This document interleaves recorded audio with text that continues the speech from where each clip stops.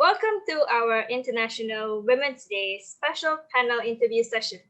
I am your host, Anastasia Martin, and joining with me here today is my co-host, Ms. Hui Ching, and we are from Sunway International Business Society. So today, we have the privilege to interview a panel of incredible and talented women who will be introducing in just a short moment. But first, a very happy Women's Day to all women and girls worldwide that are tuning into this video. So International Women's Day is the day when we celebrate women's achievements across the world and recognize the challenges that they have to go throughout their journey. So for this year, Sunway International Business Society have decided to adopt the United Nations theme for International Women's Day, which is on women in leadership achieving an equal future in a COVID-19 world. And our discussion will be centered on women in leadership roles. So now is the time where we've all been waiting for, and let me introduce our three amazing panelists with us today. So our very first guest, she is one of Malaysia's leading communication strategists with more than 30 years of experience in strategic communications and brand management and sustainability. She is the recipient of 3 global awards from PR Week Global, PR Week Asia, and the Internationalist New York, making her the only Malaysian to be recognized in the world's 3 most prestigious PR and marketing awards in the year 2014 and 2015. She specializes in multiple sectors and have worked with many corporate companies. And currently, she is the managing director in the strategic communications practice of FTI Consulting in Malaysia. And she is the one, the only, Miss Liz Kamaruddin. Thank you. Hello, Miss Liz, and welcome to our panel session. So how are you this morning? I'm feeling great. I had my coffee early in the morning, so I'm good. Great. So I'm assuming that you're working from home at the moment, yeah? Yes, I love it. Oh, okay. Not complaining. All right, okay, cool. So, all right, so we're moving on to our second guest. Our second guest is a professional multitasker. She is a practicing advocate and solicitor and was the CEO and president of Kenanga Islamic Investment Bank and holds more than 30 years of experience in the banking and finance sector. On top of all her many corporate hats, she is also involved in supporting and training youths and is the founding chairman of Yayasan Sukarelawan Siswa, YSS. Adding on to that, she is also an advocate of cancer awareness, holding the role of honorary advisor to the National Cancer Society of Malaysia. We weren't joking when we say she is a professional multitasker, so please join me in welcoming the amazing Dato Zuraidah Atan. Thank you. So yes, good morning, Dato Zuraidah. All right, so we'll be introducing our third speaker. Our third and final guest is a seasoned speaker, coach, and trainer. She comes from an IT background and has more than 10 years experience in the training industry. And she is currently the president of the Malaysian Association of Professional Speakers and a recipient of several prestigious awards, including the Perdana Awards, the Golden Globe Tigers Award, and the Global Goodwill Ambassador Women Leadership Excellence Award, just to name a few. She is extremely passionate in working with youths and an advocate for living a life with gratitude. She is none other than Miss Bavani Periasamy. Thank you. Good morning, ladies. Miss Bavani, great to see you here with us. So Great. How has the start of the year been for you so far, Miss Bavani? I cannot say anything else because that would be a lie. So it has been rocky. Simple one word, rocky. All right, let's hope for better months to come, yeah? Oh yes, definitely. Good one. Right, so now that we've got our introductions out of the way, it's time to kick off our panel session. So I'll be passing on to Hui Ching. Hui Ching, over to you. Thank you, Anna. Thank you so much. So firstly, I'd love to go around and briefly hear from the panel of their thoughts on the theme that this year's International Women's Day, and which is Women in Leadership achieving an equal future in the COVID-19 world. What does this phrase mean to you? Maybe you can start off with Dato. What's your opinion on this? Over to you. Right. So, firstly, thank you so much, to all you young ladies for inviting me and for giving me the opportunity to join such an illustrious panelist, Now, primarily happy, firstly, happy International Women's Day. So I think that this is, the International Women's Day for UN women. Now, particularly when we talk about women in leadership, I mean, we're all having some sort of leadership role, whether it is at home, in the office, and corporate or social and so on. So let's not knock that. I mean, particularly as women, we're always having some sort of leadership role. And what does it mean achieving an equal future in a COVID-19 situation? We must talk about pre-COVID. So during the pre-COVID, it was even, it was a bit challenging for women across the world. I mean, of course, some of us have got it easier, but it only looks easier because that's how we want to portray it to the world, to make it look easy so that other women can come up. But to be honest, sometimes it's never easy. I think we all share that. But we love to make it look easy so that you young ones will think that, yes, it's something, if she can do it, we can do it too. But the reality is it can be tough. Now that was pre-COVID. So can you imagine in an environment where there's COVID, the pandemic and so on? So that's even more challenging because earlier, I think before the session, we listened to our Bavani, for instance, about how people will actually scale down their operations and so on. And sometimes when you let go, if it's a man's world, who do you let go first? Of course, typically it will be the last in, first out, the LIFO and also the non-performance and so on. But sometimes when push comes to shove, you're talking about all factors in remaining equal, ceteris paribus. So there is that, sometimes, women are let go first, or because possibly if you are, there's this other thinking about women with family and commitments and so on, as if the men don't have the same families and commitment. That part, I'm always annoyed when people say that, particularly in interviews and so on. It says, oh, if your child gets sick, you will have to take leave. And it's like, yeah, duh, does that mean that men don't do it? I mean, they have the same responsibilities as well. So, so again, when we talk about what does this phrase mean, it's important for us in our leadership role to give support to one another, particularly now more so than ever. So that's my take on how to achieve an equal future in this COVID-19. We need to support, because one of the key things that I believe is also mental anxieties, mental health. Women have got a lot more on their shoulders to carry, particularly if they are with family and with children and so on, whereas men, they can just, well, I wouldn't want to knock them, some men do carry the same burden. But when we talk about women, I think we all know that the anxiety, the mental capacity and so on, it affects our cognitive retention as well, So I think it's important for us, women in leadership, to actually support each other more so than ever. So that would be my take on how to achieve an equal future in this COVID-19 world. Yeah? I really agree on what you say, that we should support one another, like in terms of our physical or mental. Men and women should also support one another. Yep, definitely. What about Miss Bavani? Could you share some thoughts on this? This is actually a very good question, and I need to echo Dato's thoughts on this, because my experience as a coach right now, it's precisely that, supporting women. And the one thing that I found has helped me is allow myself to be vulnerable, because yes, we need to be strong, but I think at the same time telling women that it's okay to feel all these emotions that you're feeling right now, but know that no way am I going to let you go down this journey or trip, mental breakdown or whatever it is on your own.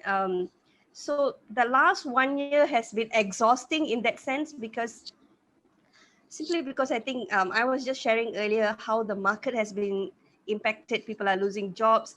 And one of the things that really had, I really cried listening to this was when a friend's wife told me this. They had a child after 9 years, and he got retrenched. She decided to take time off because, after 9 years, you have a kid, you wanted to spend time. And she said, you know what? I can ration everything, but how can I ration my child's milk supply? And, listening to that, I teared. And then you just rally and said, you know what is it that we can do to help this family? So luckily, men, as much as ego has been hit, reality has kicked in. So he took up a security job. But more than him, I think it was the wife who was impacted more by this, thinking of the child, the future, anxiety. You want to go to clinic kesihatan, I'm so scared. So I think, yes, support, and I think as women, that people are watching us, to allow people to see that we are also vulnerable, but no way are we going to say, that's it, I can't go on. Right. We are here for one another, and we pick ourselves up and we move on. And if it means that I can't do this on my own, I need to speak to someone, I've been doing that. I just have to speak to someone. I'll call out someone and say, can I just talk to you? There's only so much I can manage on my own. I need to let go all that I've been, receiving from people. So yeah, I think as women, we need to be tough, strong, but allow ourselves to be vulnerable as well. You can call us, Bavani. Oh yes, definitely. Now that I've got additional friends to call up, yeah, please wait for my calls. We won't skip town. Thank you. So yeah, Hui-Ching, that's from me. Yeah, that's really a very emotional and powerful story, and remind me that women, we need to be tough and strong, and as well as vulnerable. Yes, definitely. What about Miss Liz to share on her personal take on this theme? I'm a little bit, I'm quite feminist. I have 3 daughters, so I tend to be a bit more feminist, and 1 son, poor son. Like an afterthought. Yeah. He is my youngest, so yeah. So, but I love him. He's fantastic. Anyway, now I've always believed in equal rights. I always believe that women are smarter than men. I always believe that we are stronger, not just physically, not just mentally, spiritually also. I always get a bit nervous when people ask me about equal rights, because I hate the word equal, because it should be silent. We are as good as men. And I think the biggest problem, the biggest issue, if we were to look at in the space of women, me as a person, as a woman, I think the biggest issue is sometimes we don't get enough support from our sisters. Sometimes the feeling of equality actually came from the women itself. Sometimes the women itself drag other women down. So I think that's the biggest problem. And men, they are oblivious of this equal rights thing, right? But I do get some men in my office who said, why are we celebrating Women's Day and there's no Men's Day? And I said, yeah. And I told them because they're obviously not important. And because they don't need to feed their ego anymore. They're already egoistical being. And that's me being a feminist. So I said, that's why we need to have Women's Day, because we need to remind ourselves that we are special, that we are great, that we are better than men in many ways. We are the backbone of the family, and in most cases, in organizations. It's just that sometimes nobody cut us any slack. And those who doesn't cut us any slack are usually the women. True. Yeah, that's my take. Wow, I totally agree what Bavani and Dato have to say, because I totally agree with them. But as I say, I'm a feminist. Nothing wrong with that. Nothing wrong with that. I think we're all feminists in some ways. Except that, of course, it's either you behave or you have the attitude of showing in your face type and frighten the daylights out of the men. Yeah. Or some of us do it subtly, or as long as the objective remains the same, I want to just, if I may, Hui-Ching, take up the point about what Liz mentioned about sisters supporting each other. I think that's so critical, and the equality issue about us sisters pushing for this equality more so within our own kind. I think because the men, to them it's like, oh gosh, these women, they're always asking for equal rights. But sometimes some of us say it's not equal rights, we just want more rights. Yep. Not necessarily Exactly. equality. Exactly. We want more than what, it's the platform has got to be more visible, because we feel marginalized in a way, quote unquote, because we're ignored, because they're oblivious. They don't see it as ignoring us. Correct? I mean, I'm sure Bavani feels the same way, and Liz as well. It's like, because they take it for granted. I think that's what typically happens. Yeah. They take things for granted.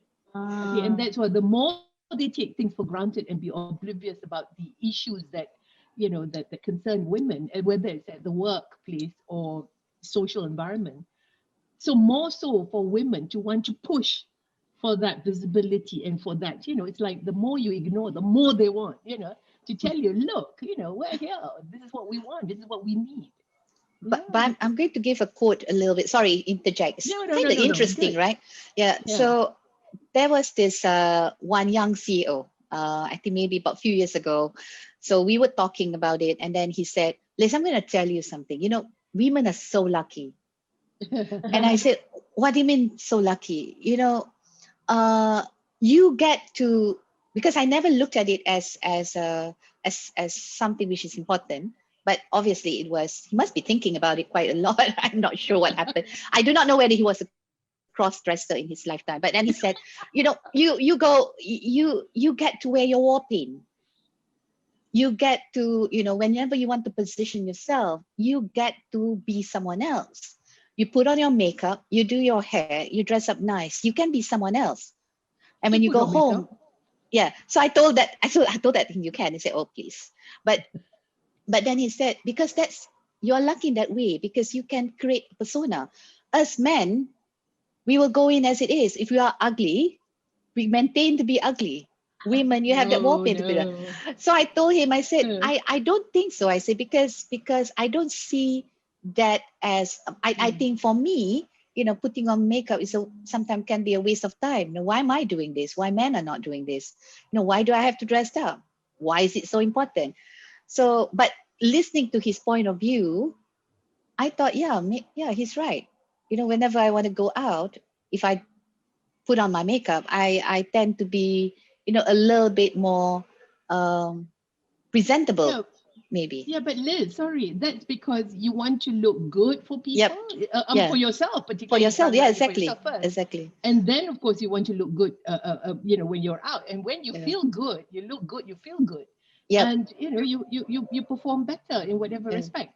Yeah. I disagree about the gentleman you spoke to, because with due respect, it's men, no matter how ugly they are, it's really more of how, sorry, oops, it's not very politically correct, isn't it?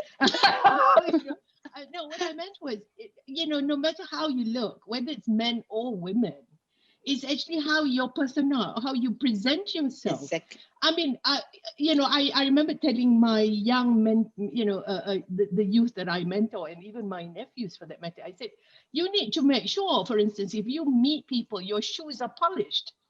I can't stand when men, I can't stand men with unpolished shoes when it's a formal setting. And especially now, for instance, I remember watching a panelist. This is a serious capital market stuff.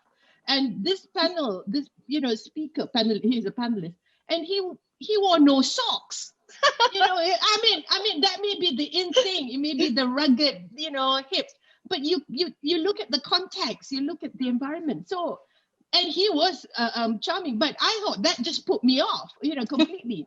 And I kept quoting that, and I took print screen of that and showing it to me, and I said, this is not on. You wear socks, and you make sure your socks match. It's not like your socks is multicolored and which is now The trend. the in thing, the trend, or your trousers is short to show your multicolored socks, but that's not for a formal setting. If it is like a hip company, it's fine, but depends on where you go. Occasions. So so this is where he did not put on makeup. But he just has to be smart. Dress well, smart, presentable, pleasing to the eye. You don't have to be good looking. You just have to be pleasing to the eye. That's all. And what pleases you, young ladies? Someone who looks smart, or someone who looks so slicking, or and carry yourself with confidence. Definitely looks smart. Definitely the former. Exactly.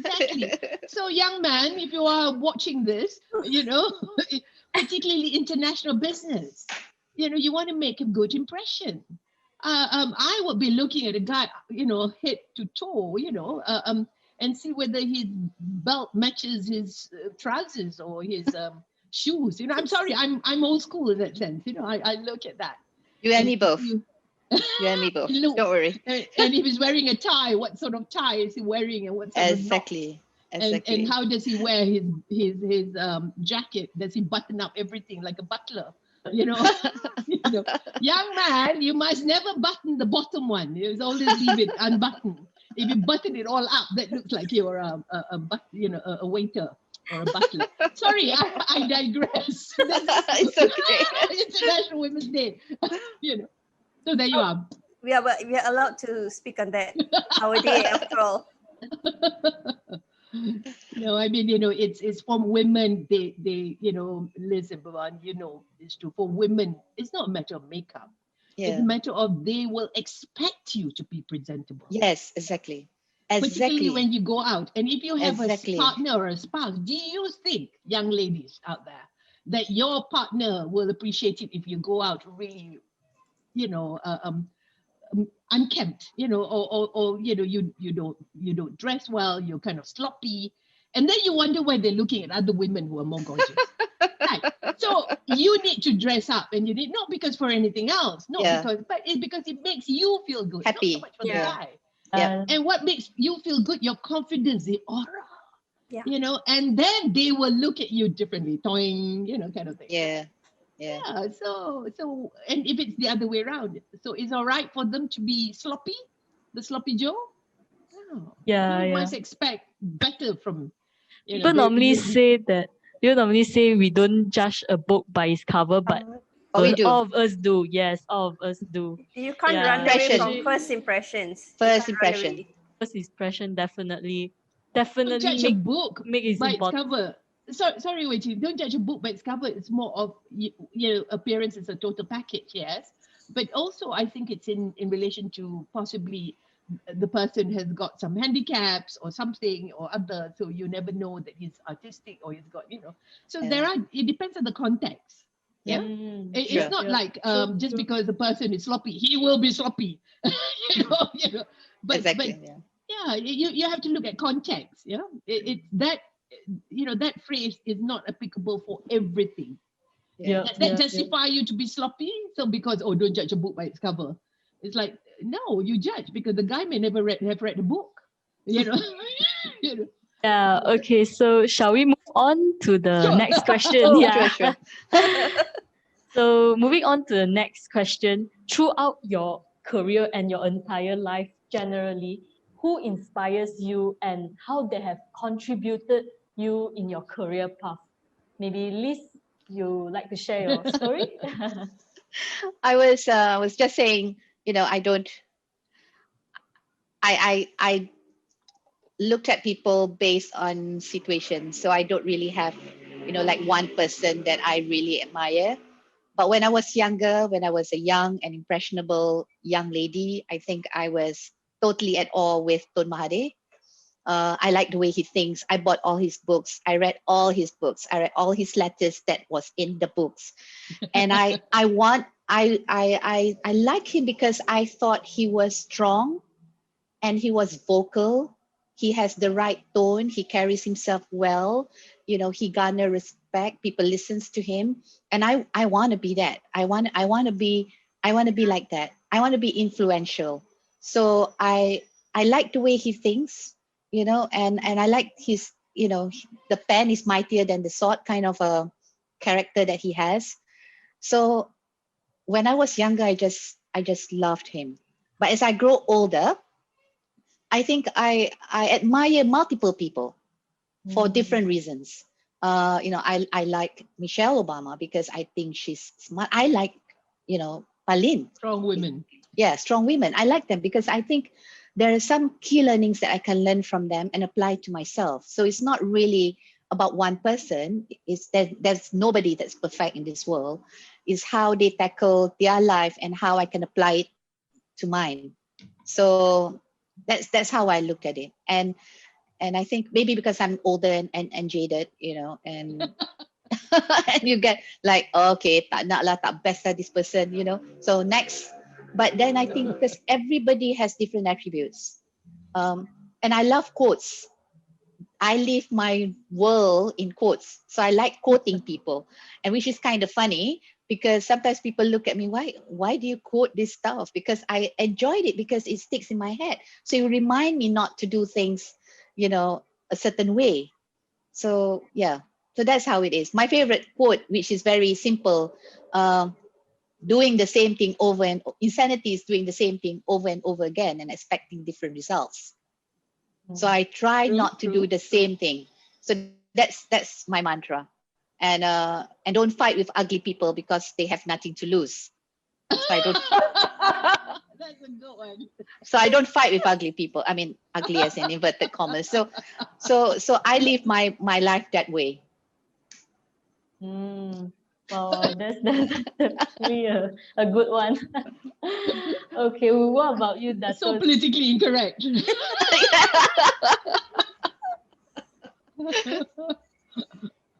Well, what about you, Dato? Oh, you should ask Bavani.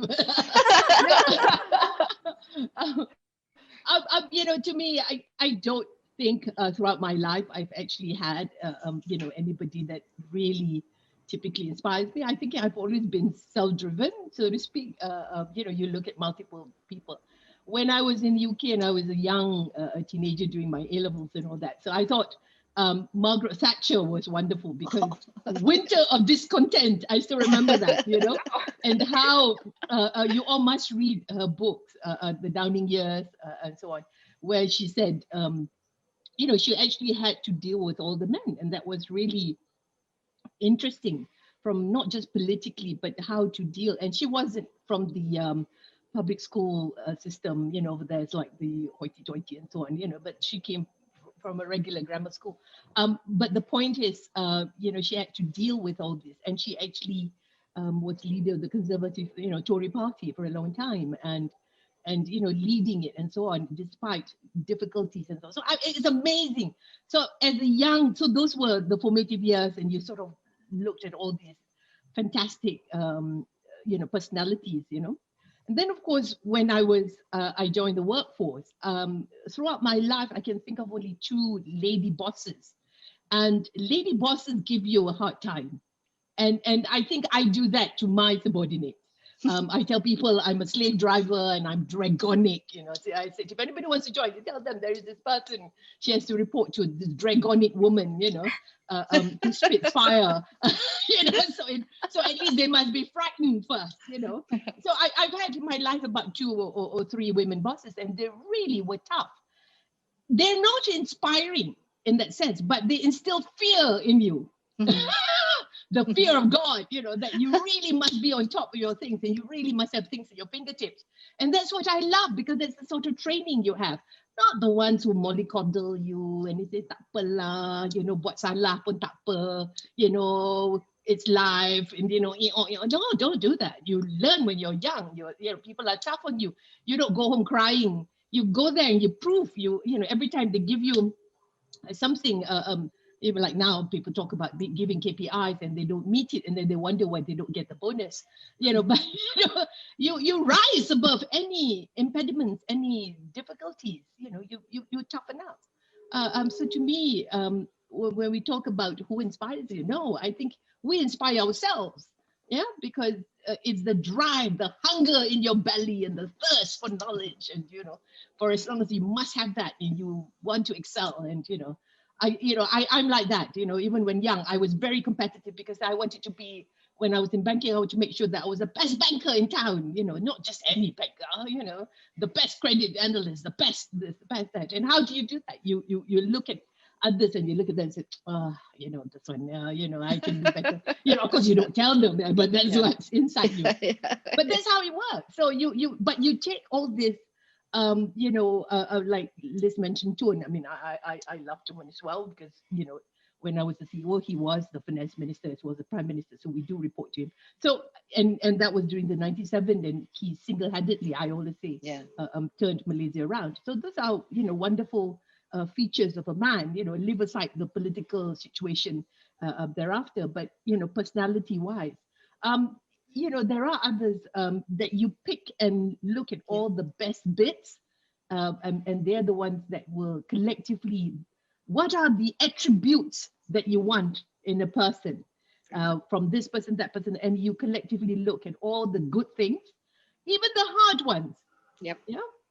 And those are the ones that you should act as your role models, I should say. Yeah. Even the bad ones. Even what not to do. Yeah. What not to exactly, do. Yeah. What not to do. Well, talking of which, it's a fantastic thing. I remember, if I may, when I was the vice president of OCBC Bank, I was there for about 10 years. I remember this, and I used to tell my team every day, literally almost, and I said, when I become CEO, I will make sure I do this, or I will not do this. And they used to laugh at me, and I said, when, not if, when. And I think God must have heard, because soon after 10 years at OCBC, I became a CEO of a merchant bank. In those days, it was called merchant. Now it's investment bank. And I was the first boomy female to ever run a bank in the country. But I'm not the last, but I was the first. So and of course, some men literally. I remember one general, because it's owned by armed forces. Yeah, that's why it's called AFIN, Armed Forces Finance. I remember this particular general once said, "Are there no men to run this bank?" And because he was shocked that suddenly a woman is running. So again, that's like, you're breaking this glass ceiling. I didn't tell him off, of course, but other women did. So my sisters out in the field literally blasted him. The point I'm trying to say is, we all have, people generally who inspire us, but collectively. But, I think that's important. But it's got to be in you. You must learn to inspire yourself to do better. Yeah. Great. Yeah, Yeah, that's over really, to you. that's really inspiring and great. That remind me also to need to be more of like self hunger for knowledge, constantly hunger for knowledge, and also to be competitive and also hardworking.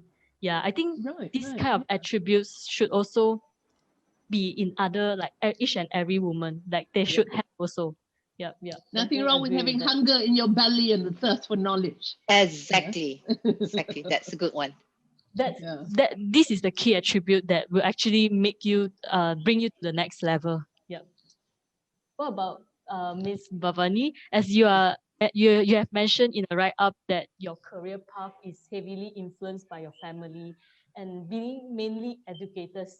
So could you tell us a bit about this and who has influenced you in your life? I think influence-wise, that would be my parents, because they were my role models, them being teachers. But having said that, I think there are a lot of people in different stages of life that when I came across, I'm not sure whether inspire is the right word, but I would choose the word admire, because they really fought for and went after their dreams. And I think I started off with Mother Teresa, thinking that, wow, one woman could do this. And then, at different stages, it's like Oprah Winfrey, Zeti Akhtar, even J.K. Rowling's. I mean, she's not a big high career woman in a corporate or something, but she never gave up on her book.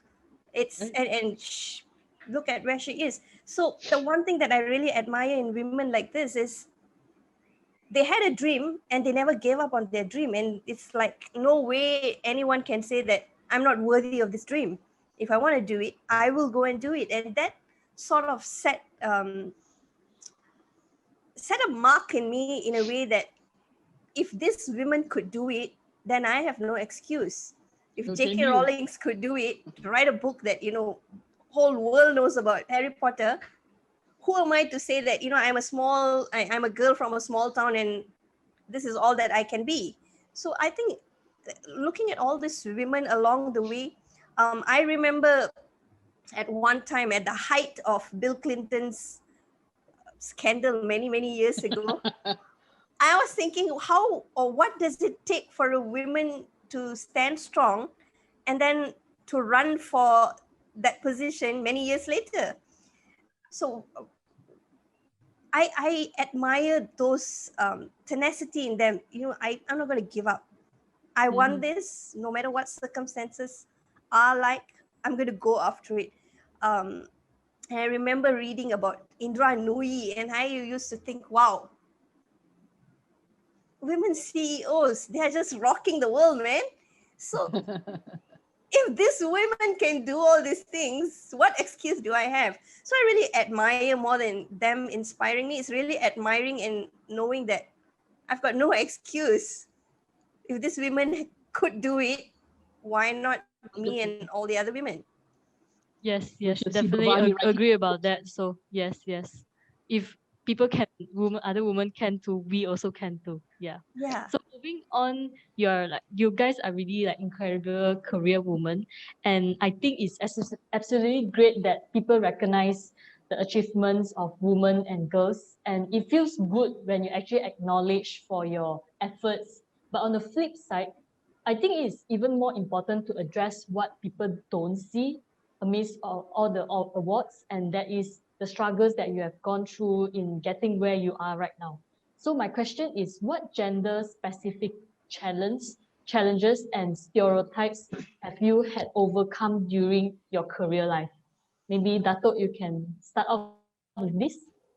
Well, I think, there will be challenges, and there were challenges. As I said from the beginning, I think the beauty about life is making sure that you don't necessarily show what you have to go through.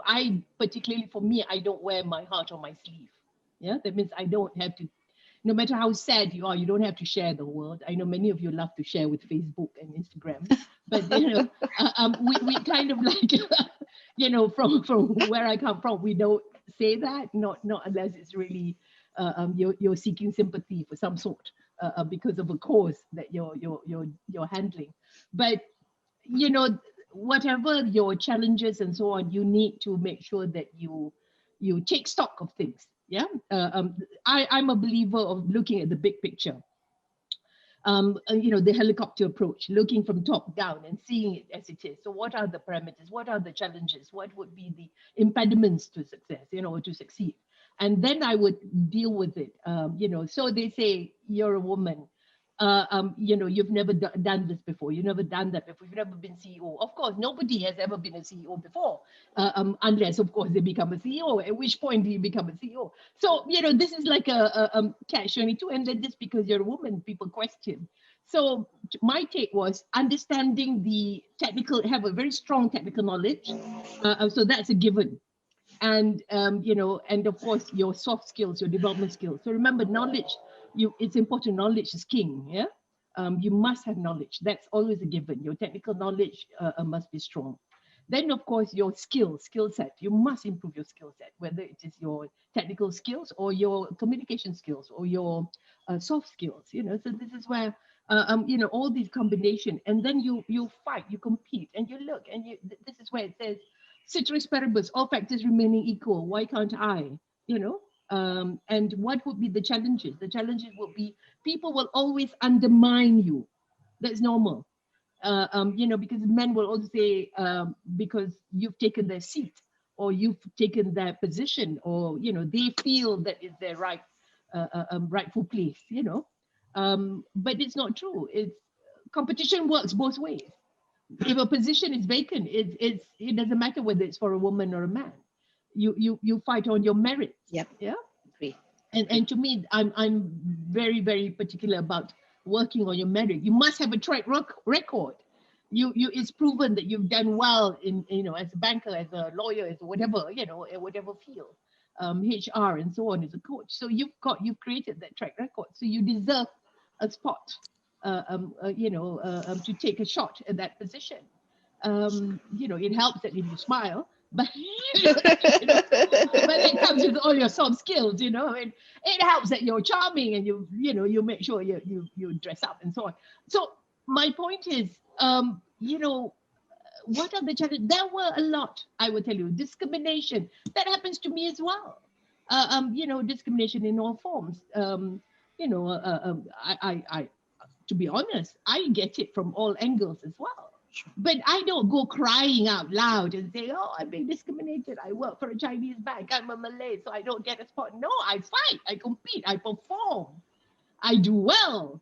And then, so they can't question. So, and again, at one point I was literally short of saying as if I was building an empire, because I was vice president of corporate banking, corporate finance, capital markets, corporate debt restructuring. And it's like a very long title for a vice president, so because you've proven, and internationally you're doing cross borders, you're doing what do you call this, international finance and high finance, so and especially as a lawyer, so there will be people will question you for all angles.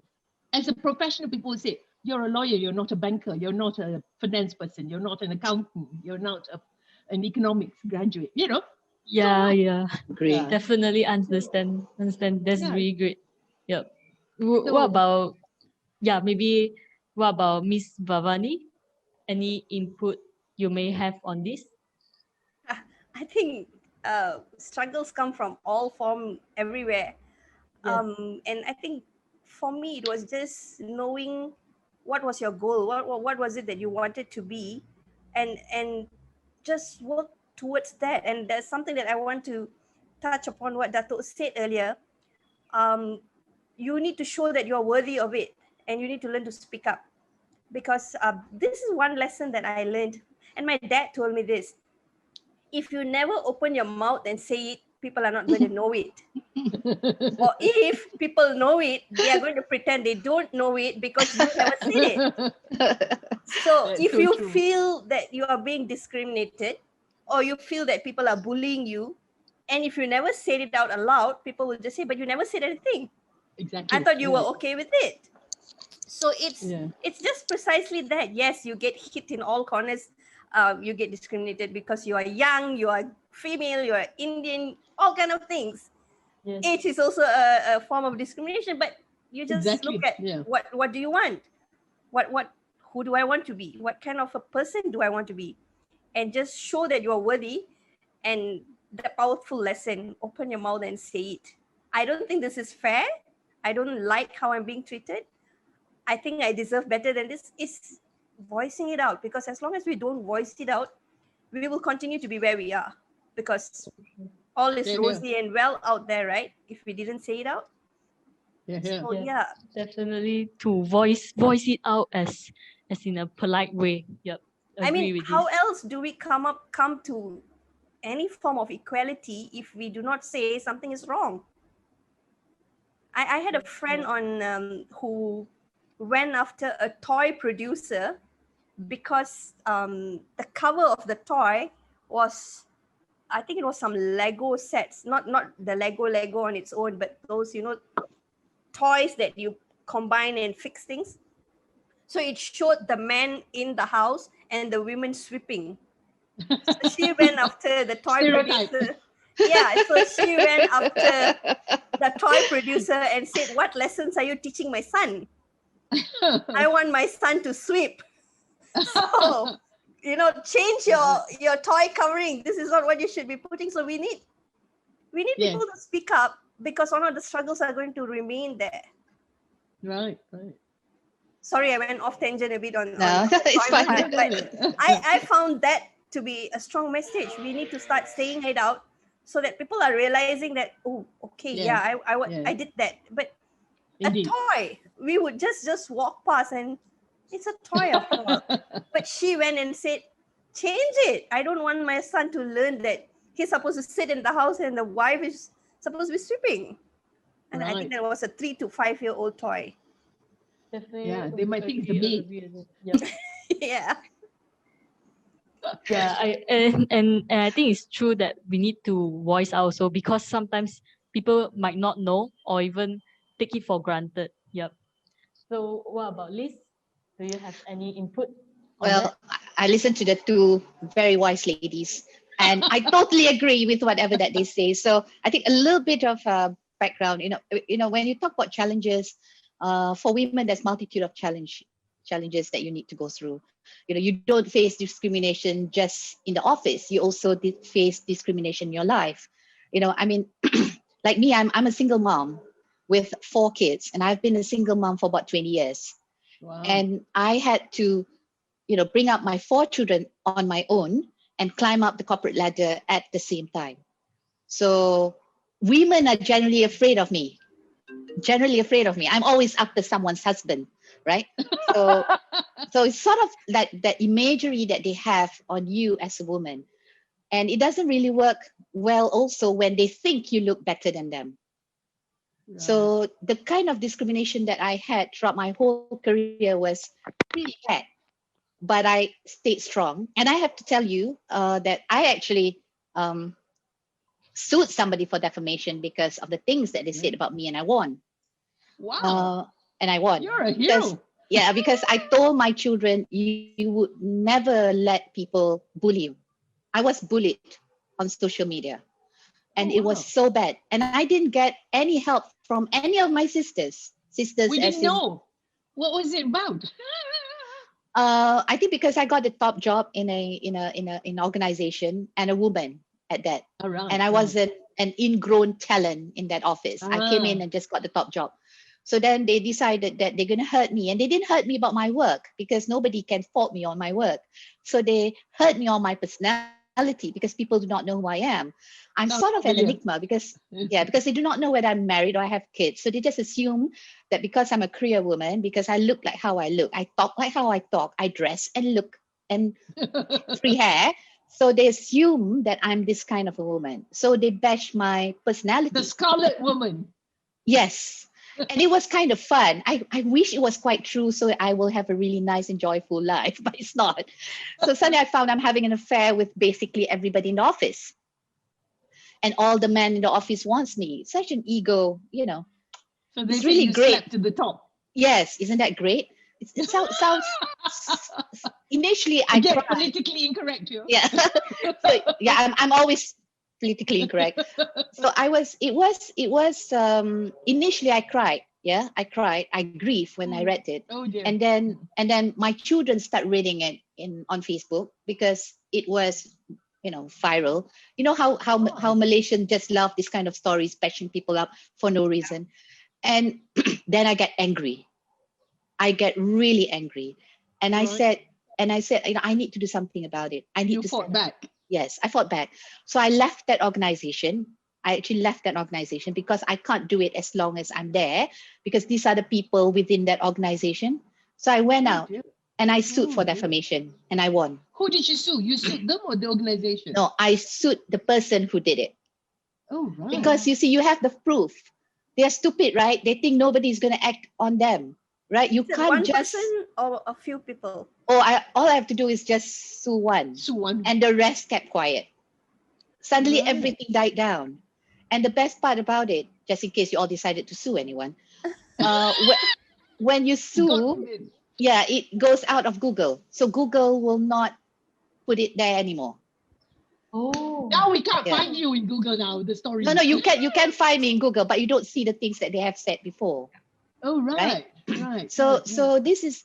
So the thing is, you will face discrimination. You will face these challenges. So how do you get out of it? I have children to think of, and I like to think that I'm a role model for my kids. So I want my kids to be proud of me. I will, and I've been taking care of myself really well in order to get myself out of scandals, right? And I really put sort of an imaginary fence, and I stay away from people. I tend to be, you know, very private, Right. but then of course. people encroach on my privacy, and that was wrong. And I Right. decided to fight for my right. And I think, I think my children told me that, you know, they always say, my mom kicked ass. So that makes me feel good. So I really don't care what other things people thinks about me. What matters is what my kids looked at me and feel that they are proud to have me as a mother. So But so sad that you have to leave the organization, Liz. Yeah, but You know? I have no choice, because if But I obviously you went further after that, of course. Yeah. yes, of course. Yeah, And I yeah. think, but it's okay because I cleared my name. And you know, at Right. the end of the day, what you have is just your reputation, right? Indeed. Right. So Your you reputation, your professionalism. exactly. And you as a woman, Integrity. and your integrity and your self-worth as a woman. Yeah. So jobs, you can find jobs anywhere, but to garner back your self-worth is not easy. And I took a bashing. I told my children when I left, I said, let me cry for a week. Then I get the ball rolling. So that's my attitude. I've always done that. If something happened and it was really bad, I will suck on it. I give myself 1 week, and then I need to plan what's next. Right. So don't feel sorry Get about over it. yourself. Yeah. Don't feel sorry about yourself. Go out there and Very just seize the day. Carpe diem. Yes. Ergo carpe diem. Yes. That's right. Yes. All the way. Yep. Yeah. That was my old blog actually. Ergo carpe diem. Oh yeah. Long time ago. I love carpe diem. I think it's you know, seize the day Seize or the be day. food for That's worms. right. Yes. Always remember that. Wonderful that's story. definitely, So that's how much really did you wonderful. win? Well, I won because I know the guy doesn't have any money and I want him to pay me. So I got 150,000 cash. Wow. There you I are. You're know. 150,000 richer. I know. And it goes to my kids, my daughter's tuition fee. To go. So she did. So my daughter did law. So oh wow. Oh, yeah, so that money goes to her to study her master's in Leiden University. Oh wow. In Netherlands. Wow. Yeah. So I told my daughter, this is for you so that you can defend more women and become a human rights lawyer. You need to go to the hub of things, which is The Hague. So she did. So she's she still was at there. Den Haag. Oh really? Yeah, she's still there. Haag. Yeah. Wonderful. That's There you really are. so brave. Strong women. Strong women, really, really brave. Yeah, that's really amazing input by our panel here. So then I shall move on to my questions. And just to follow up to that earlier question that Hui Ching has posed, we all know in today's digitalized environment where we try and keep up with technological advancements, and everyone is increasingly connected at staggering speeds, especially through social media. So given that we are even more connected than before, why do you think the gender gap still exists? And why haven't we achieved gender equality? And if so, how can we overcome this? So naturally, Liz, you champion for diversity and inclusion. Could you enlighten us with your candor on this matter? Over to you, Liz. Oh, tough question, man. I'm very afraid of social media. Just so you know, partly the reason because in Malaysia, I think years ago when social media started in Malaysia, the BBC came out with a survey that said Malaysia has the highest social media user in the world. That's right. Yeah. And I remember the BBC, because I was sort of friends with some of them over there, and they asked me, "What do you think, Liz? Why Malaysia has the highest social media user in the world?" And I said, I can tell you why. Because Malaysians are generally quiet people, not really quiet in that sense. We are not confrontational. We talked about people behind their back. We don't do it up front because we're not confrontational. We present ourselves as, I like this, bersopan santun, lemah lembut, but we are not. We are not. Let's face it, we are not. And then when we are sometimes. We are sometimes. A well-balanced community, and because of those behavior, that kind of behavior, we have a lot of angst because we don't pour ourselves out. And then suddenly you have an avenue which is you're not going to be punished by it. So let's say what I want to say in social media, because I'm not going to get punished, right? Yeah. So that's why I shy away from social media. And I know a lot of people will tell me, you're a comms person, you need to be on social media. I say, why? I don't need to preach. There's a lot of preachers out there. You know, I have my Facebook, and my Facebook is for my friends, so that they would keep in touch with me. Or hari-hari I perasan, I can write on the Facebook. I hardly talk about any politics. I never talk about anything except for my family and my kids. And I don't care. And I don't care because why? Because it's my opinion. I don't need to voice my opinion that way. There are many ways to skin a cat. I don't need social media. Now, but I do like LinkedIn, because LinkedIn, I don't post in LinkedIn. I just looked at, what are the things that's happening out there, and what are the things that I need to be aware of. And so I'm okay with it. I have a Twitter account. I never use it. And I have a Twitter account because I just want to see what people are talking about there. So whenever people ask me, don't you have an opinion? I say, I do. My opinion goes to my clients. They pay for my opinion and advice. I tell them my opinion, but I don't. Yeah, I don't need to go and say it out loud in the marketplace. Because it's your job. Yeah. Exactly. Yeah. So you pay for my opinion and advice. I would rather you pay than me giving it freely. Exactly. Very, very smart. Yeah. Very so smart. So you need to know how to balance that.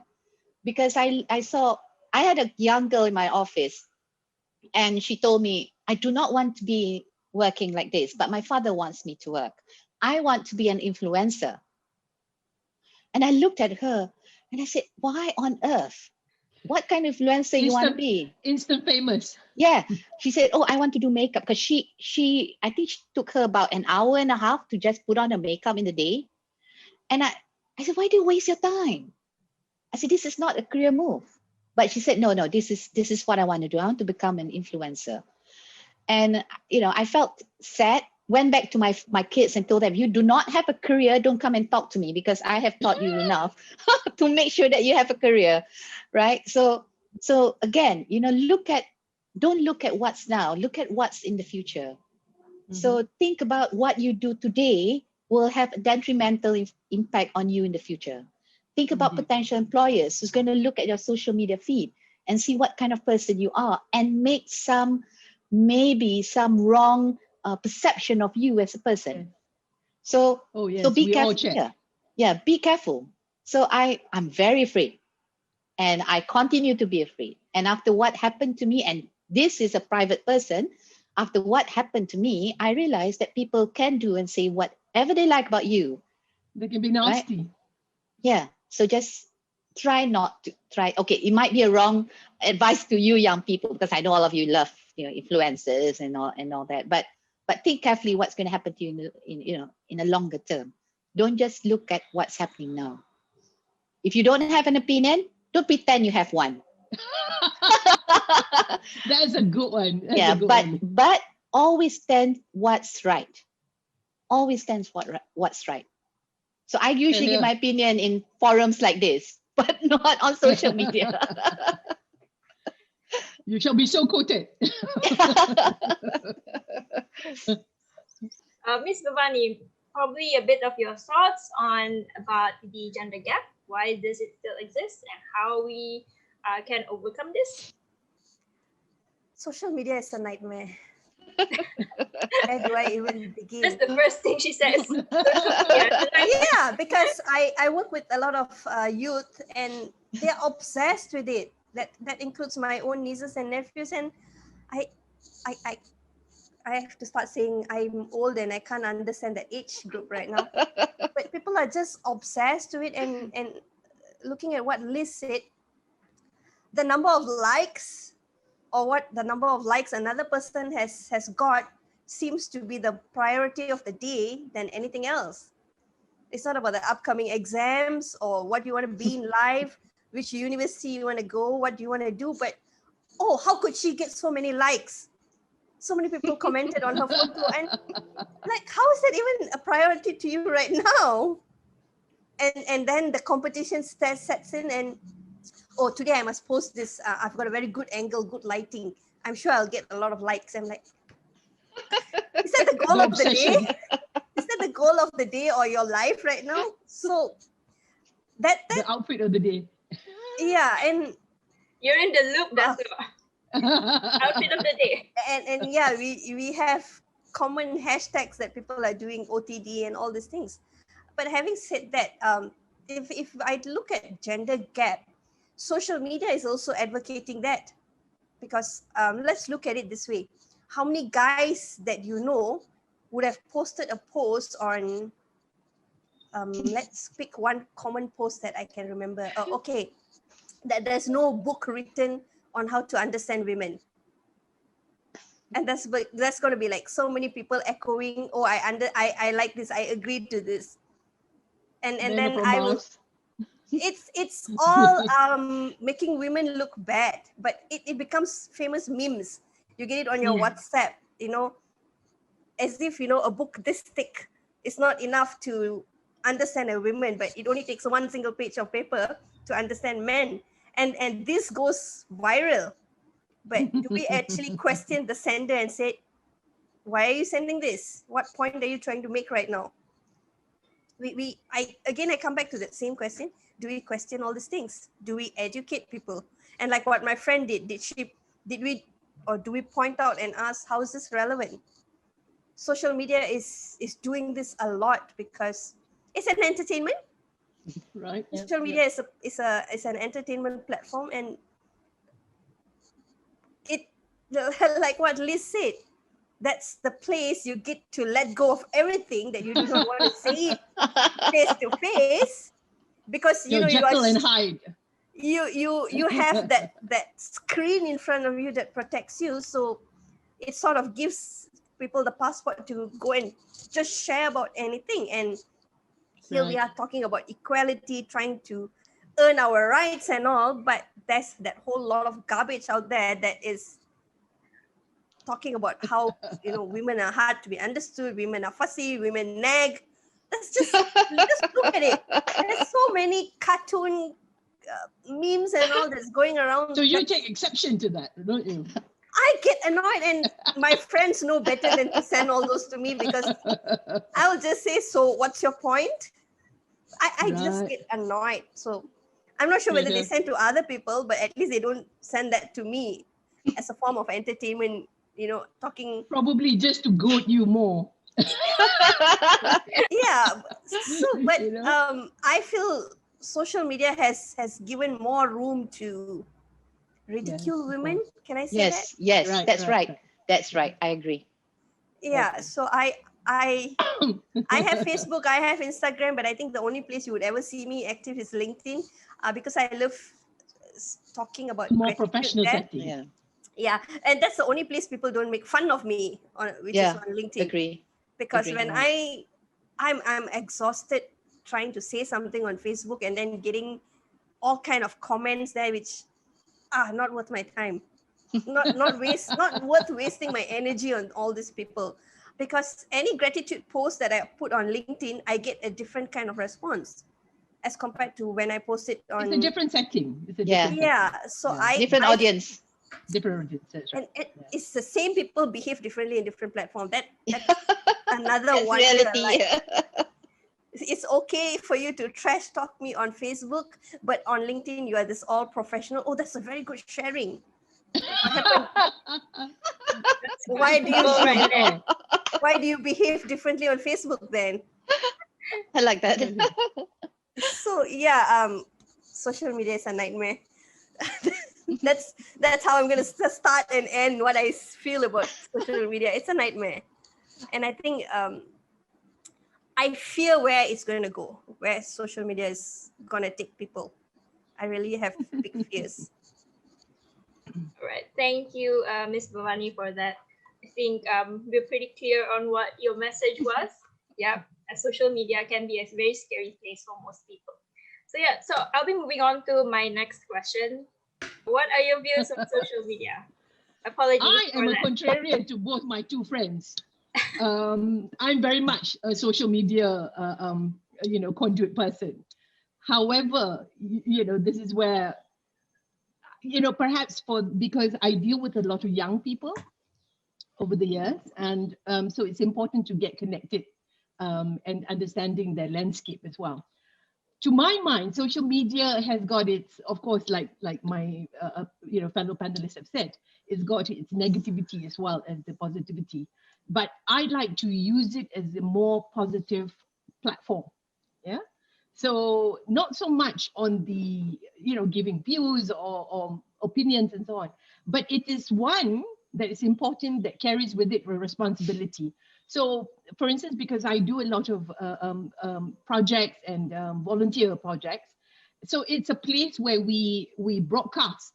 So I use social media more for my broadcasting of information, of the good work. And if you've all been following my Facebook or my Instagram or Twitter, so particularly,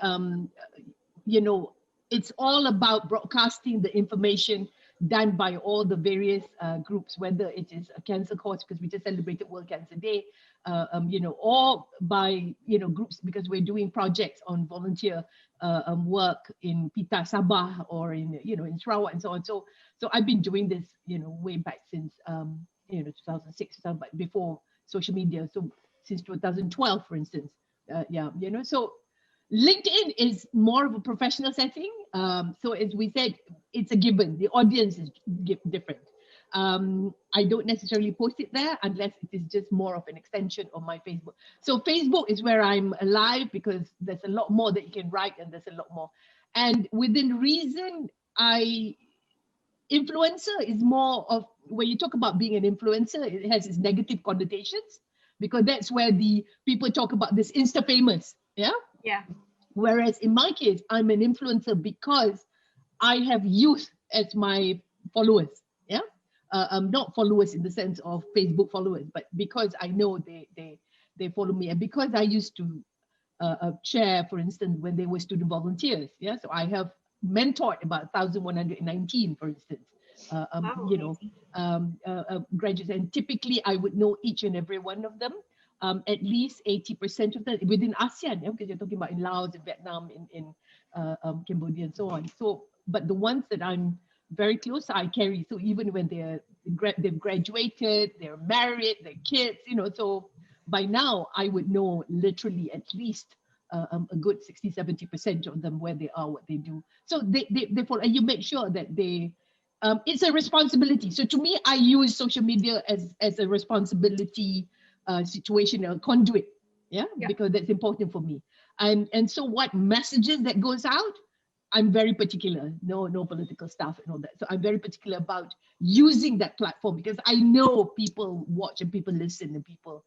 So I take that quite seriously. So it's more of a broadcast. So even my Instagram, so it's more positive, always giving positive vibes, positive messages, and so on. Because Liz Bavani, because people who are reading it are typically those that are very easily wanting to vent their anger and their angst, and they, so you want to make sure that sometimes they make very condescending remarks without understanding situations. So for youth, I monitor them as well. Not that I stalk them, but I do monitor how they say things, and then I would go in and comment and try to whoa, hang on a minute. You've got to understand the context of how things are taken out of, what's so topical now about COVID issues, about, coming up, whether, do we, are we allowed to eat at restaurants or this or that, or, so, but people cannot just pick little topics and then blow it out. So they need to understand the whole context of why things are said. So you educate them as to, so that's I feel that as a mentor, that's what I do. I tend to educate them to see the bigger picture. Then at the end of the day, having seen all these issues, then you make a decision whether is that the path that you want to take. Yeah. And talking about gender specific is the same, whether it is male or female. And I agree with Liz that, suddenly it's like this Jekyll and Hyde, and probably it's the way we're all educated, the education system perhaps, of not making sure people are vocal So suddenly when they're given this weapon, and this ammunition, and they fire away, like crazy. I think it's also, but I'm more concerned about the level of comprehension that our audience, our young audience, whether they're Facebook or Instagram or Twitter. So it's the level of comprehension about a lot of matters, current issues, and so on. If you realize that a lot of our people, our young people especially, or even older people, is the level of comprehension on issues, the level of depth, that concerns me, because I think we still need to have people. Possibly, you ask people, do you read any books? They say no, only Facebook. So that bothers me, and you have to ask yourselves, how many of you read any book for that matter in 1 year, or if they have a book, they probably read just few excerpts or something, and that's troubling, because this reading fraternity is getting lesser and lesser. So to advance the digitalized environment, so digital platform is so important, it's so vital. Social media is vital. You cannot run away with it, but how you use it responsibly, it is what matters. And to me, I'm a believer of using it, no matter how sophisticated it is, or no matter how basic it is, but using it responsibly. So, and responsibility comes with your mindset, your ability, your comprehension, your ability to think, your higher thinking skills. So that's your critical thinking skills, and that's what's lacking. And that's why they can say all kinds of crap, because they lack the higher thinking skills. With due respect, unless of course is amongst friends, just teasing each other, then that's different. But we're talking about when people go in and comment, saying things without basis, justification.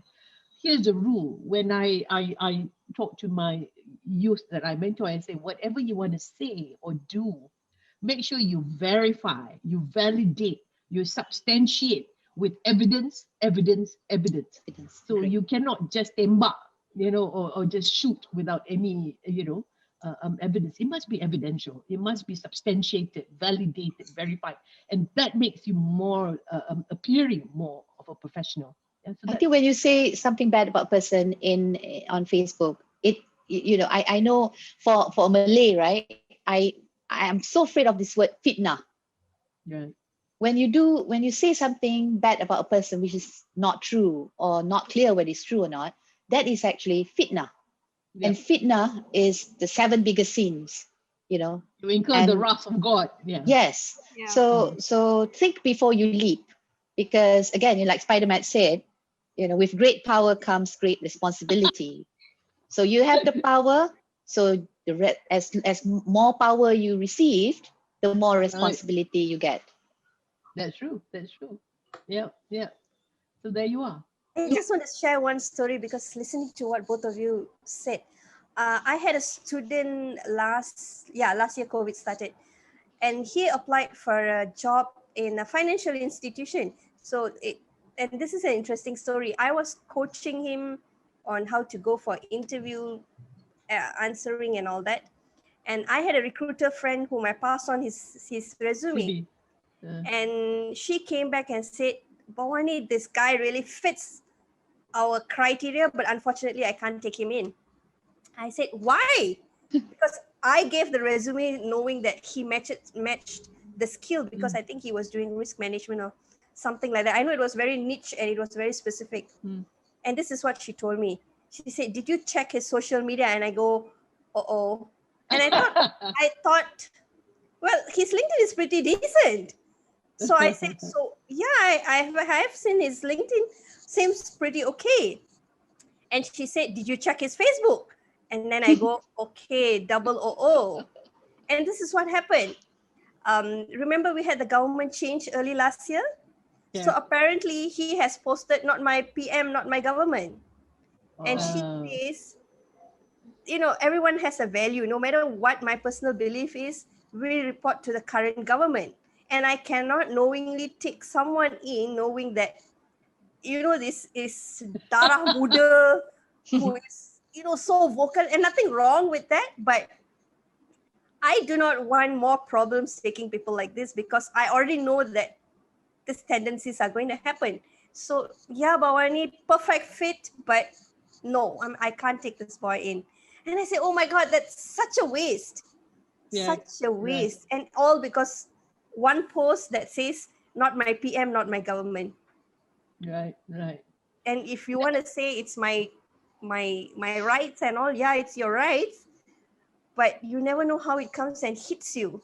So yeah, you need to Yep. use social media with You got great to be response. sensible about these things. I think, Bavani, you're correct. You see, when someone writes like that, there's nothing wrong with him writing, but depends on whether or not he understands the ramification or the Yes. repercussion of what he writes. Yeah. If he wants to join an institution that will be actually serving the government of the day, then heck, you Yes. can't have it both ways. Yeah. So let's be realistic about it. If someone wants to join, if you want to join the administrative and diplomatic corps, for instance, you can't have all these highly contentious views, because for the simple reason, you just have to be not without any opinions, but as objective as possible. But if you're very subjective one way or the other, then make sure you join the right institution. You cannot be joining an institution that actually works for the other, and then you have the opposite views. Then heck, you're in for a lot of trouble.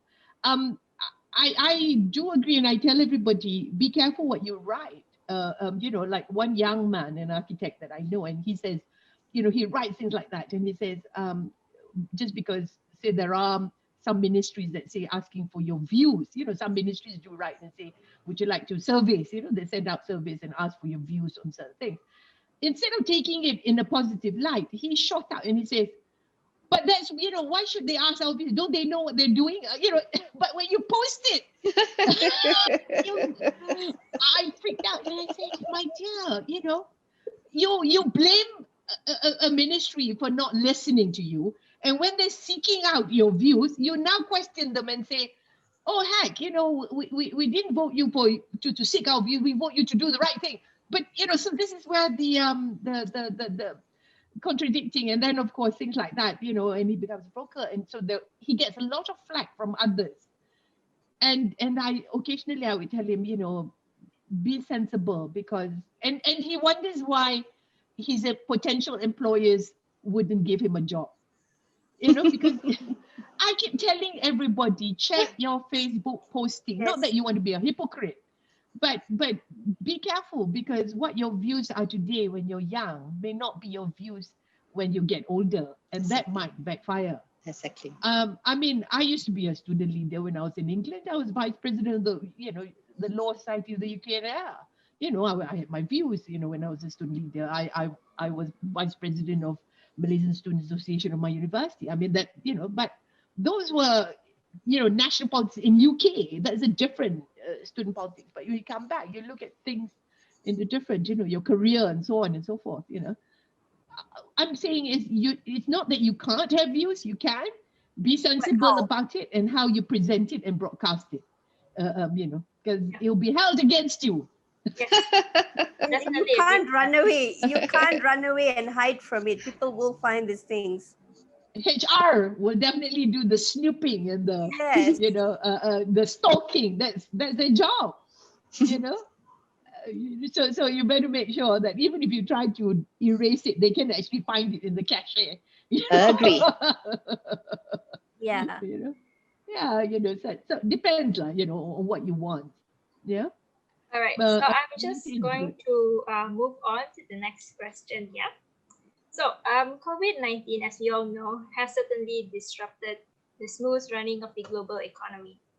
But it also shows us that the majority of the countries that have been more successful in stemming the COVID-19 pandemic are headed by women, such as the heads of government in Denmark, Ethiopia, Finland, Germany, Iceland, and New Zealand. This was also proven through the combined initial research work of Supriya Gari Kipati and Uma Kambam Pati of Liverpool and Reading Universities, respectively. So my question to all of you is, how does leadership style taken on by women differs from men when dealing with such crisis? especially one such as this pandemic, based on your own personal experiences or observation. So maybe Miss Liz, you can start off. I was like, please don't ask me first. You get what you most don't want. Well, I think depending on the kind of leader that you have, I actually liked working from home. I never thought I'm going to like it, but I did. But one of the biggest problems during the pandemic when you work from home is that you don't really have a work-life balance. So I always tell people work-life balance is a myth, and I stand by that. It's a nice mantra, but it's a myth. And it gets worse during pandemic because you work from home. So you do not know when to stop, and people do not know when to stop. So because it's so easy, just go to your corner in the room and start, sending out emails and stuff. Yeah. So you end up not working. But I also believe that it also gives you that opportunity to learn to empower and trust your staff. And that's the biggest problem that people have during work-life balance, or even during the pandemic.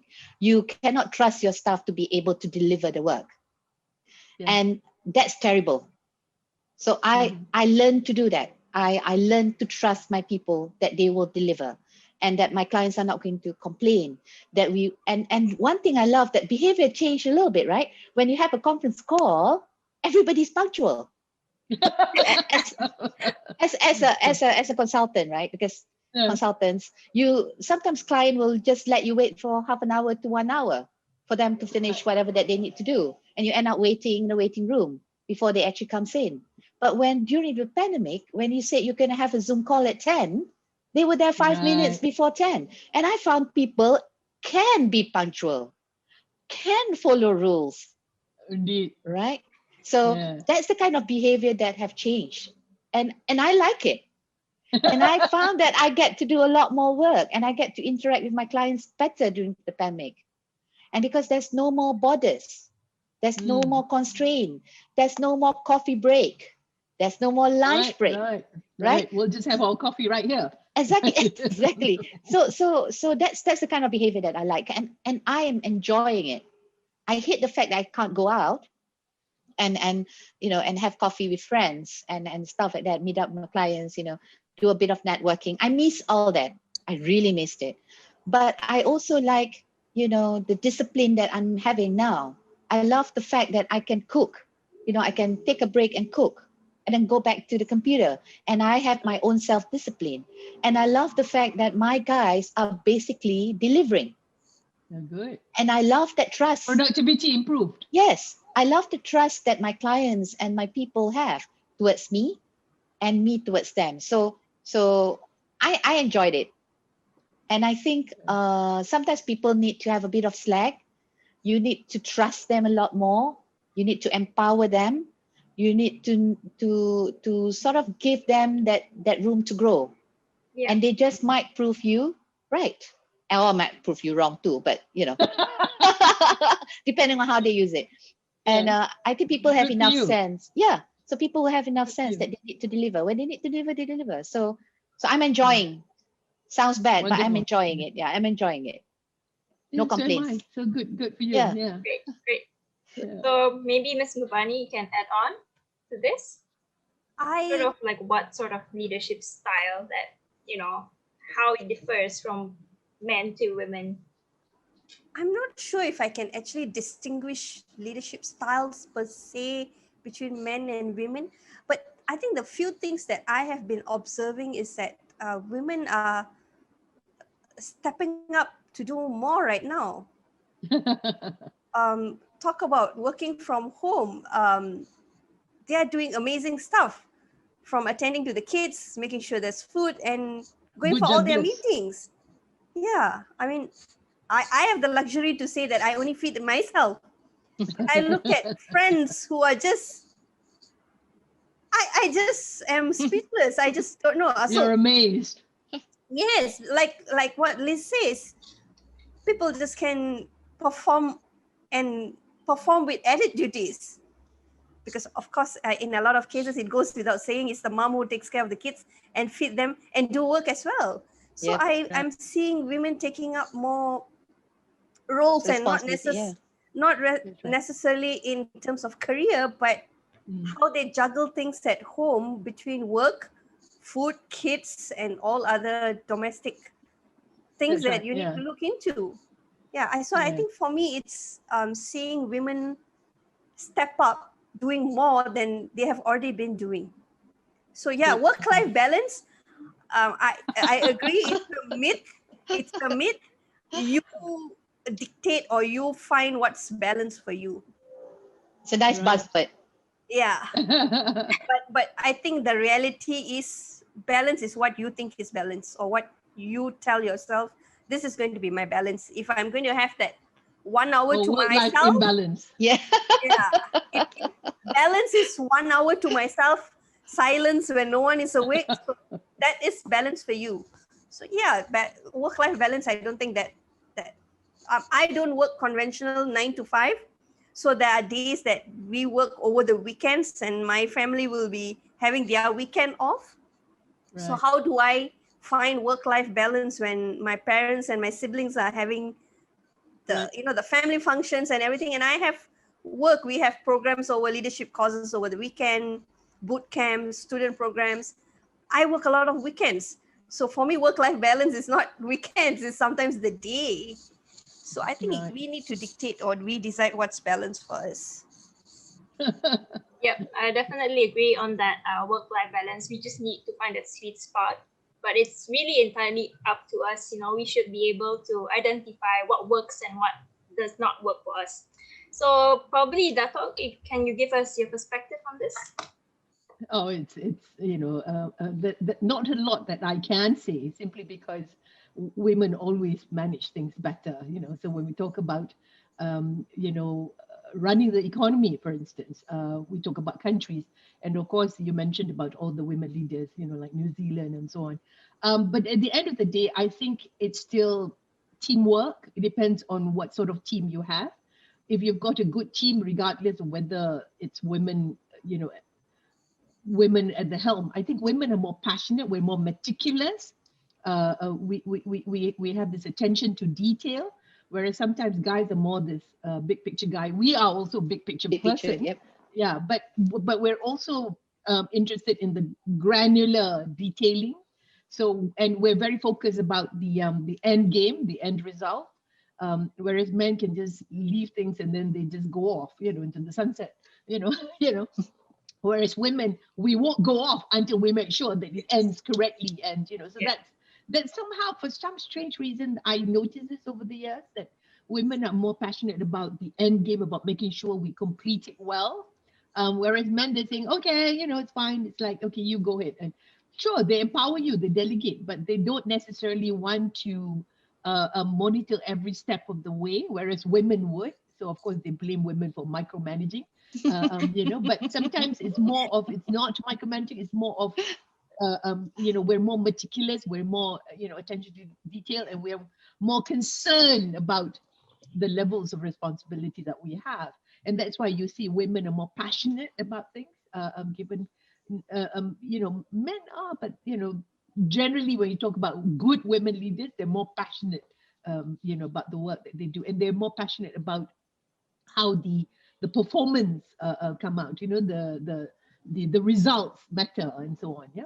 So whether this leadership style, talking about this work from home you mentioned, yes, I've always been I'm a professional nomad. I always say, even before pre-COVID, I called myself professional nomad because I'm a gadget person. Yeah, I'm a gadget freak as well. So I Wow. love gadgets. I'm also what you call inspector Wow. gadget. So yeah, so I'm kind of techno savvy in that sense, alhamdulillah, simply because I'm self-taught.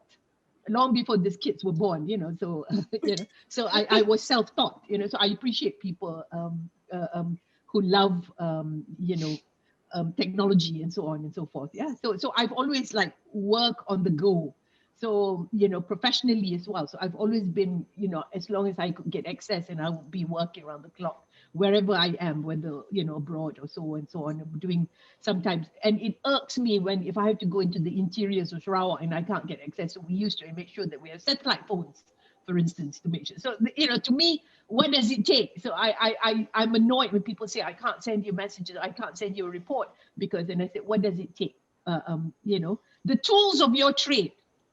I need a computer, I need a storage, I need memory, I need fast speed, I need data, I need handphone, I need, if I can't have the Wi-Fi, I have hotspots, use my handphone. So these are the things. Young people must learn to have all these things and not use that as an excuse for not getting out all your information. Yeah. So even when I sent teams into the interiors or wherever, and I said, what is it? Said, oh, we got no line. I'll give you a line. I'll make sure we buy a satellite phone. So that's how I train. So don't give me excuses. Get it done. Get it done. So that's how it works. Yeah. So talking about handling crisis and so on. There will be crisis. There will be problems. There will be setbacks. I think we talked about it. It's how you rise above it. It's how you get up that's more important. You can't say and wish for everything to be honky-dory. No way, Jose. You can never have a nice, you wish, you want to, you pray for it, but you may not get it. You may not have a honky-dory easy life. So it's how you train yourself to rise above all these things and to look at it squarely and see and look at all the risks, look at the, mitigate those risks and calculated risks, and you take on, and if it's a setback, how do you rise above it? I always tell people, look at the worst case scenario and then work backwards. It's like, anticipate the worst case scenario and then work backwards and say, to make sure that that's not going to happen, what do we do? Yeah. So have that in your mind, learn. So leadership style is still, it's by women, whether it is men or women. It's prevalent, I think, in young people, is this lack of having a vision or seeing what's ahead.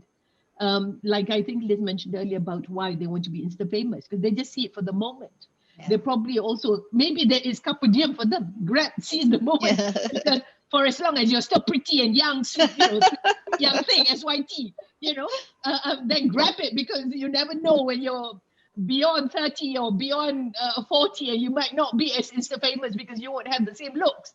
So, they probably say, make a killing. So you can't fault them. So they've only got that window, and that short window. So probably they're making the best out of, I, however, believe that you should make the best out of a bad situation. Yeah. So that is one of my mantras, or make the best out of a bad situation. No point moaning, groaning, whatever, So it's a bad situation. There is a crisis. There is a COVID. What do?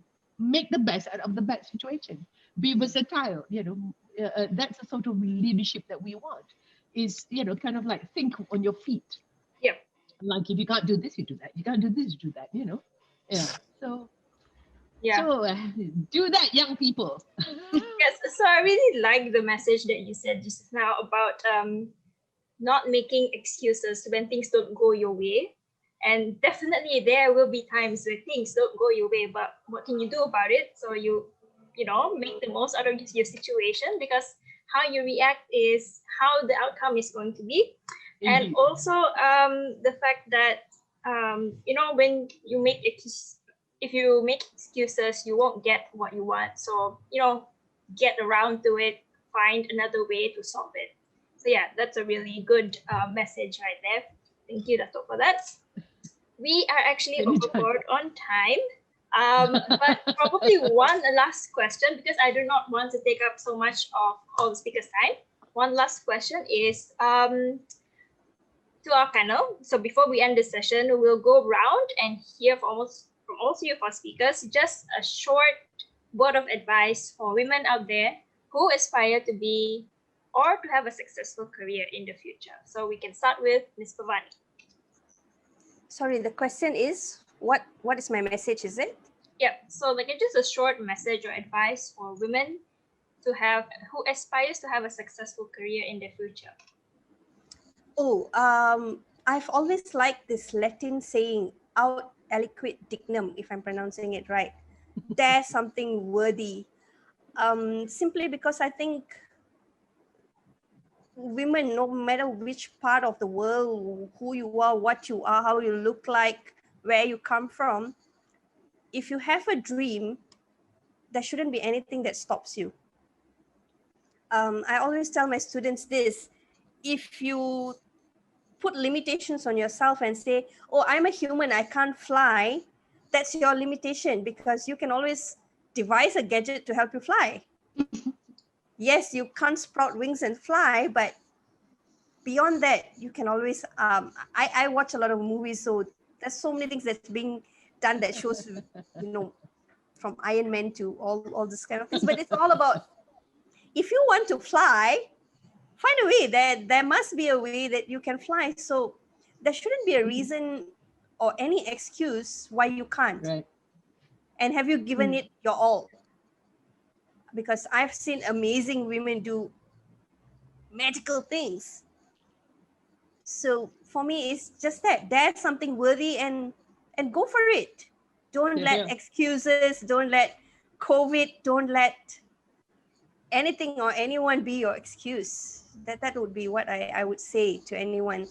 Don't let excuses stop you. Go Right. grab that burn in the belly, fire it Yes, up. the bird in the belly, the fire in the belly. Oh, one more other thing. I echo what Liz said earlier.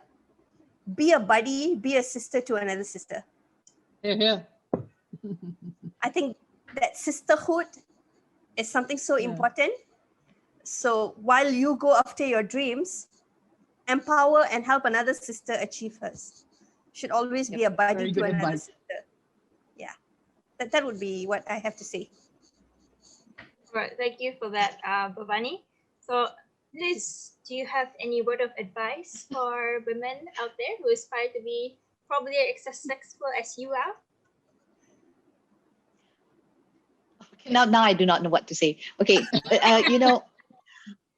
yeah, I think success is depending on how you look at it. I always tell people success is not about the job, or it's not really about the work, because work is just one part of your life, or the big part of your life. I think success for me, what matters to me is family. That my kids grow up well and become somebody and able to take care of themselves. As long as my kids are able to take care of themselves, I think I'm done. I'm happy. I think as women, we need to be brave. We need to be fierce. Because if you're not brave and fierce, you won't be able to go through all the hurdles that's going to be thrown onto your way. Because there will be hurdles, there will be challenges. Don't lose hope. And not losing hope is important.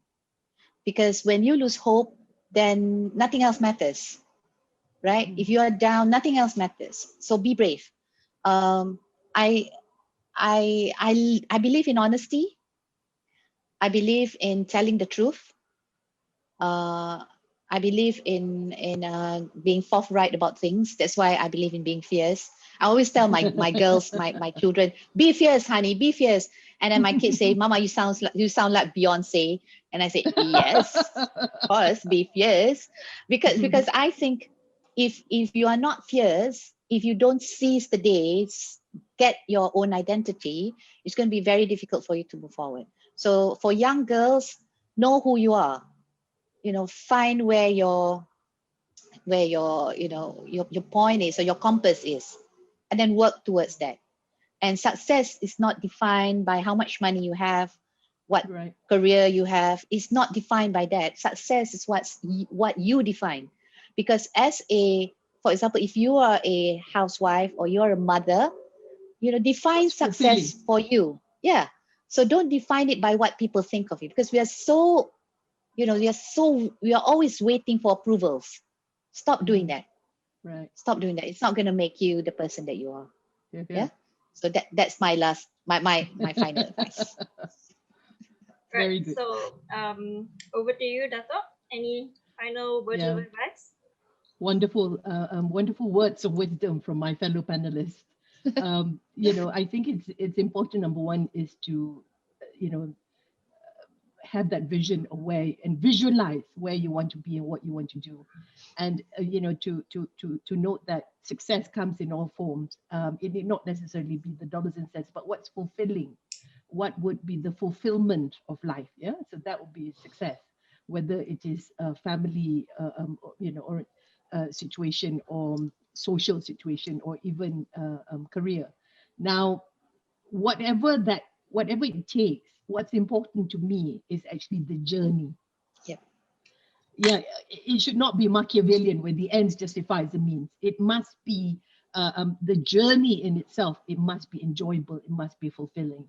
Whatever you do, you must enjoy the journey, because if you don't enjoy the journey, then you know, you suddenly find yourself that it's a horrible situation, and that's why you can't cope and you can't deal with things. Yeah. So always remember, learn to enjoy the journey. Now, if you're in a situation where if it is no longer enjoyable, don't quit, but take a break. Yeah, I always believe that. Don't quit, take a break, have a Kit Kat. You know, take a break, take a step back, because young people are very fond of quitting. You know, when they don't like something, they just quit, and then they find that they're more of a nuisance when they quit, because then they're a nuisance to the parents, to the families, and they, you know, because they're unemployed or whatever the case may be when it comes in a work setting. So please don't quit. Take a break. You know, reinvent yourself. You know, try and find things to reinvigorate, to re-energize, and look at what's important in life. You know, and then you know, pursue it, and always have that fallback that you can pursue something that you enjoy. Yeah. To me, my word of advice for the women, particularly young people, this is a very difficult time to get any jobs, for that matter. So if you find that you have a job, not necessarily a career, yeah, a job, learn to enjoy it. Learn to you know, to thrive or whatever that's there. Make make it good. You know, like turning what's good out of a bad, making it good, you know, from what is a bad situation. Of course, at the end of the day, if you really can't take it, then of course take a step back and then take a break, and you know, don't quit. But if you quit, then make sure that you are not a nuisance to anyone. Yeah. So you know, because you may think that, oh, I don't owe anybody a living, but yes, you do. You're a nuisance to society. You know, because you know, that's where your selfishness comes in. You think that, you know, if I don't get enough likes on my Instagram, then the world is, you know, is caving in on me. You know, it's like, so there's more to life. Hello, there's more to life. If you feel so claustrophobic, or you feel so, especially young people, I suggest, here's a good suggestion. If you feel that the world is all caving in around you and everything, you're feeling down, you know, the typical phrase, I'm feeling down, you know, it's like, I suggest you do charity. You get involved in volunteer work. Go and, you know, spend time with the less fortunate, and so that way your attention is taken away from your own self, but more towards helping others. Yeah. And when you're helping others, do not be judgmental. Please do not be judgmental. Just help. If you see something wrong, just help. Don't go, why aren't they? Why don't they do this? Why doesn't the government do this? No. Rule number one in volunteer work: do not be judgmental. Just do it. If you want to make a difference, you just do it. You just, whatever little that you can do. Yeah. So that will be my words of wisdom. my words of wisdom. You know, on this International Women's Day. Yeah. So enjoy the process. Yeah, that's important. All right. So thank you, Dato, for that.